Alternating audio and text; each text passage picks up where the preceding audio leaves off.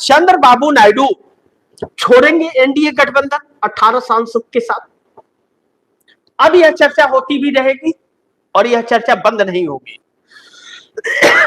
क्योंकि अब नरेंद्र मोदी की सरकार बहुत बुरी तरह से घिरी हुई है। चारों तरफ से मोदी चक्कर में पड़ गए हैं।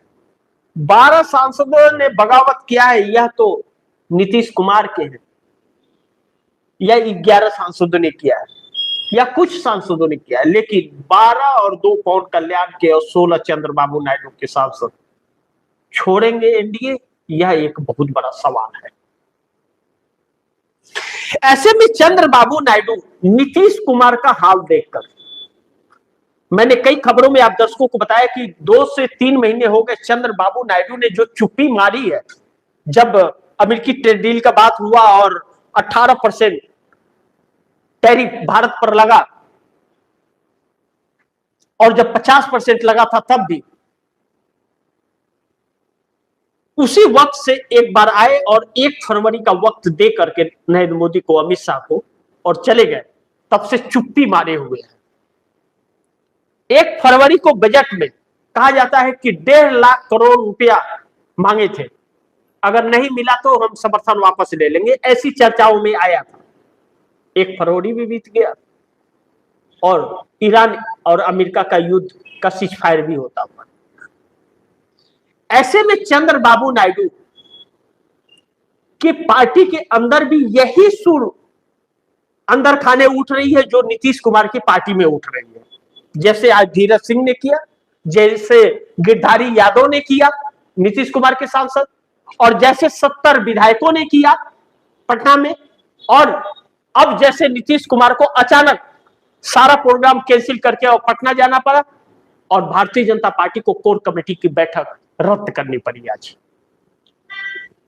ऐसे में चंद्रबाबू नायडू को तो बार बार मोदी 2 साल से धोखा देते हुए नजर आ रहे हैं, और जब धोखा दे रहे हैं तो वक्फ बोर्ड संशोधन बिल से शुरू हुआ कि मुस्लिम समुदाय अलग हो गया, अमेरिकी टैरिफ से समुद्री किसान अलग हो गए, अब ईरान इजराइल युद्ध में मोदी का रवैया से जो भारत पर प्रभाव पड़ा उससे मजदूर चंद्रबाबू नायडू से नाराज हो गए। यही 3 वर्ग तो था चंद्रबाबू नायडू को सत्ता में लाने वाला, और यही 3 वर्ग अगर अलग हो गया तो मोदी चंद्रबाबू नायडू की राजनीति थोड़ी चला देंगे। लेकिन जिन उद्योगपतियों का सपोर्ट था चंद्रबाबू नायडू को, छोटे छोटे, वह उद्योगपति तो बर्बाद हो रहे हैं, तो वह चंद्रबाबू नायडू को कैसे सपोर्ट करेंगे? अब 2018 वाली परिस्थिति में आकर के चंद्रबाबू नायडू खड़े हो गए। 2018 में नरेंद्र मोदी के वादा खिलाफी के वजह से चंद्रबाबू नायडू ने अपने समर्थन वापस ले लिए थे। चूंकि उस वक्त 2014 में 285 सीटों के साथ भारतीय जनता पार्टी पूर्ण बहुमत से आई थी, तो चंद्रबाबू नायडू के समर्थन वापसी का असर भारतीय जनता पार्टी पे नहीं पड़ा। लेकिन यह ना तो 2014 है और ना ही 2019 का परिणाम है, यह 2024 का परिणाम है, और भारतीय जनता पार्टी मात्र 240 सांसदों के साथ है, और उन 240 सांसदों में भी 136 भारतीय जनता पार्टी के ओरिजिनल नेता है और 104 दूसरे दलों से आए हुए लोग हैं जो फोन खेरा कहते हैं कि कौवा आजकल नजर नहीं आ रहे हैं, कौवे वॉशिंग मशीन में जाके धुल के हंस बन करके निकल रहे हैं, इसलिए कौवे नजर नहीं आते। और इन कौवों की, इन हंसों के बीच एक कौवा आ जाता है तो वह लाखों में पहचान लिया जाता है।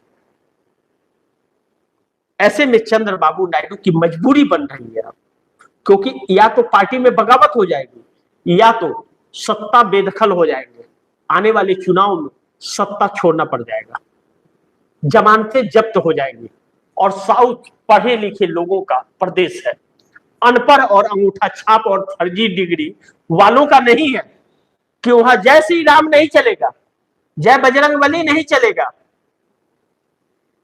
वहां रोजगार चलेगा, वहां वादा खिलाफी नहीं चलेगा। ऐसे में चंद्रबाबू नायडू कब तक झेल पाएंगे, और मोदी इतने बदनाम अब हो गए हैं कि मोदी के साथ कोई खड़ा नहीं। तो मोदी के साथ रहने की वजह से भी चंद्रबाबू नायडू की सत्ता जा सकती है। तो इसी तरह जैसे 18 में समर्थन वापस लिए थे, अब चंद्रबाबू नायडू 18 सांसदों के साथ एनडीए गठबंधन छोड़ सकते हैं। इसके अलावा उनके पास विकल्प नहीं है। अब वह भी बहुत परेशान है और चुप्पी उबल रही है, और इसी में इंडिया गठबंधन का ऑफर अब नहीं तो फिर कभी नहीं की बात चल रही है। ऐसे में नरेंद्र मोदी और भी चक्कर में पड़ते जा रहे हैं, परेशान और बेचैनियां बढ़ रही है। पीएमओ के अंदर हरकम सी परिस्थिति है।